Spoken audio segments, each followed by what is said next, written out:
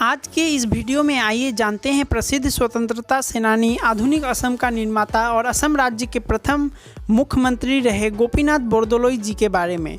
गोपीनाथ जी भारतीय स्वतंत्रता संग्राम के प्रसिद्ध स्वतंत्रता सेनानी थे, जिन्होंने स्वाधीनता आंदोलन में सक्रिय रूप से भाग लिया और देश की आज़ादी के लिए अंग्रेज़ों के खिलाफ जंग लड़ी। देश की आज़ादी के बाद गोपीनाथ जी ने तत्कालीन गृह मंत्री रहे सरदार वल्लभ भाई पटेल के साथ मिलकर असम को चीन और पाकिस्तान से बचाकर भारत का हिस्सा बनाया। उन्हें आधुनिक असम का निर्माता भी कहा जाता है। वे शुरू से ही गांधी जी के समर्थक थे। वे हमेशा से अहिंसा की नीति के समर्थक भी रहे। असम राज्य के प्रथम मुख्यमंत्री भी थे और उन्होंने हमेशा असम के आधुनिकीकरण का प्रयास किया। गोपीनाथ बोरदोलोई जी का जन्म असम के नौगांव जिले के रोहा नामक स्थान पर 10 जून 1890 को हुआ। इनके पिताजी का नाम बुद्धेश्वर बोरदोलोई तथा माताजी का नाम प्राणेश्वरी बोरदोलोई था। इनके ब्राह्मण पूर्वज उत्तर प्रदेश से जाकर असम में बस गए थे। जब इनकी उम्र 12 साल की हुई तब इनकी मां प्राणेश्वरी बोरदोलोई जी का निधन हो गया था। गोपीनाथ जी ने 1907 में मैट्रिक की परीक्षा और 1909 में इंटरमीडिएट की परीक्षा गुवाहाटी के कॉटन कॉलेज से प्रथम श्रेणी में पास की। उसके बाद उच्च शिक्षा के लिए वे कलकत्ता चले गए। कलकत्ता में बीए करने के बाद 1914 में उन्होंने एमए की परीक्षा पास की। 3 साल उन्होंने कानून की शिक्षा ग्रहण करने के बाद गुवाहाटी लौटने का निश्चय किया। गुवाहाटी लौटने पर गोपीनाथ जी सोनाराम हाई स्कूल के प्रधानाध्यापक पद पर कार्य करने लगे। 1917 में उन्होंने वकालत शुरू की। यह वह जमाना था जब राष्ट्रपिता महात्मा गांधी ने देश की आज़ादी के लिए अहिंसा और असहयोग आंदोलन प्रारंभ किया था। अनेक नेताओं ने उस समय गांधी जी के आदेश के अनुरूप सरकारी नौकरियां छोड़ दी थी और असहयोग आंदोलन में कूद पड़े थे। गोपीनाथ बोरदोलोई भी बिना किसी हिचक से अपनी चलती हुई वकालत को छोड़कर स्वतंत्रता आंदोलन में कूद पड़े। इस समय उनके साथ असम के अन्य नेता भी स्वतंत्रता आंदोलन में भाग लेने लगे। इन नेताओं में प्रमुख थे नवीन चंद्र बोरदोलोई, चंद्रनाथ शर्मा, कुलाधर चालिया, तरुण राम फुकन आदि। वकालत छोड़ने के बाद सबसे पहले गोपीनाथ जी ने दक्षिण कामरूप और ग्वालपारा जिले का पैदल दौरा किया। इस दौरे में तरुण राम फुकन उनके साथ थे। उन्होंने जनता को संदेश दिया कि वे विदेशी माल का बहिष्कार करें, अंग्रेजों के काम में असहयोग करें और विदेशी वस्त्रों के स्थान पर खादी धारण करें। विदेशी वस्त्रों की होली के साथ साथ खद्दर के लिए चरखे और सूते काटे। इसका परिणाम यह हुआ कि गोपीनाथ बोरदोलोई और उनके साथियों को गिरफ्तार कर लिया गया और उन्हें 1 वर्ष कैद की सज़ा दी गई। उसके बाद से उन्होंने अपने आप को पूरी तरह देश के स्वतंत्रता संग्राम के लिए समर्पित कर दी। 1926 में गोपीनाथ बोरदोलोई ने सार्वजनिक जीवन में प्रवेश किया। उन्होंने कांग्रेस के 41वें अधिवेशन में भाग लेने के बाद जहां अपनी लोकप्रियता में वृद्धि की, वहां वे सामाजिक जीवन से भी अधिक जुड़ते गए। 1932 में वे गुवाहाटी के नगर पालिका बोर्ड के अध्यक्ष चुने गए। उस समय असम की स्थिति एक पिछड़े प्रदेश की थी। न तो उसका अपना पृथक उच्च न्यायालय था, न ही कोई विश्वविद्यालय। गोपीनाथ जी के प्रयत्नों से यह दोनों बातें संभव हो सकी।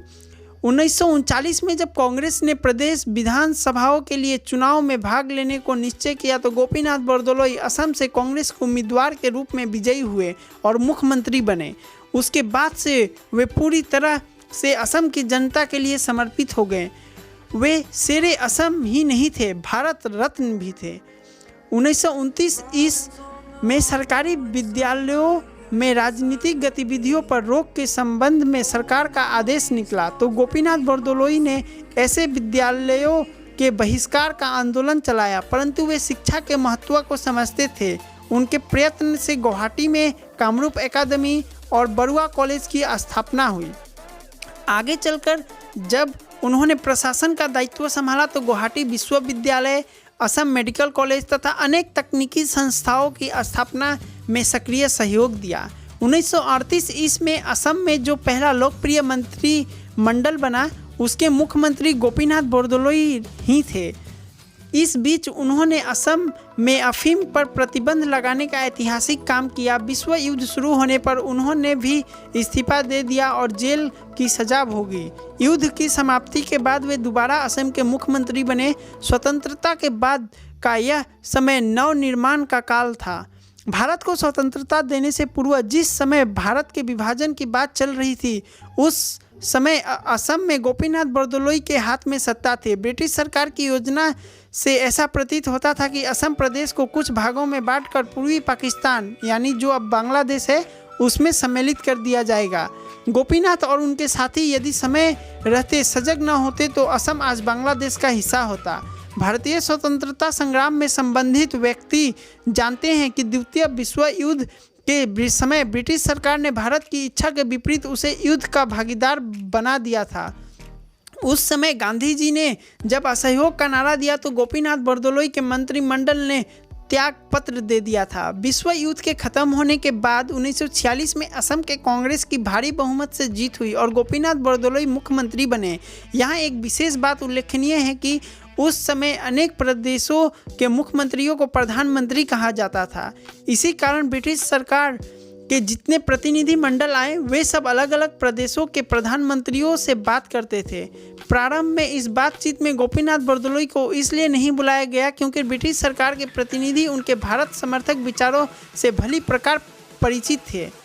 ब्रिटिश सरकार की एक बड़ी चाल यह थी कि भारत के विभिन्न भागों को अलग अलग बांटने के लिए उन्होंने ग्रुपिंग सिस्टम योजना बनाई। उन्होंने यह योजना कांग्रेस के प्रतिनिधियों के सामने रखी।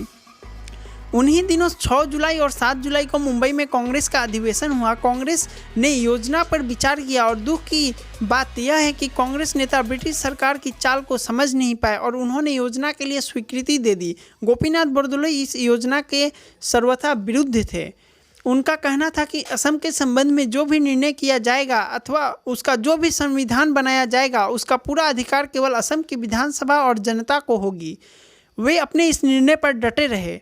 उनकी इसी दूरदर्शिता के कारण असम का इस षड्यंत्र का शिकार होने से बच सका। गोपीनाथ बरदलोई ने अपने देश के प्रति सच्ची निष्ठा के कारण भारतीय स्तर के नेताओं में इतना महत्वपूर्ण स्थान प्राप्त कर लिया था कि वे इनकी बात मानने को तैयार हुए। इस प्रकार असम भारत का अभिन्न अंग बना रहा। यही कारण है कि भारत और असम के लोग अनेक उनके इस महत्वपूर्ण कार्यों को समझ सके।